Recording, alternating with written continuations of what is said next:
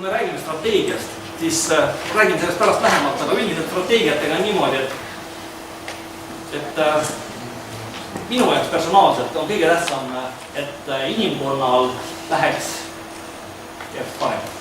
Et inimkond ei sureks välja, et inimkond lendaks teistele planeetidele ja teeks kõik, mis iganes ilusaid asju.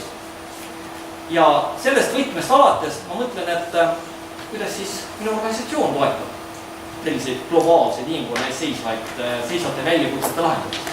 Ja sealt edasi ma mõtlen, kuidas mina toetan oma organisatsiooni selles, aga kuidas organisatsioon toetab mind selles, mis on minu personaalsed eesmärgid. See tähendab, et me peame vaatama, et kõik meie tegevused tegelikult oleks suunatud mingisuguse suurema plaani toeks.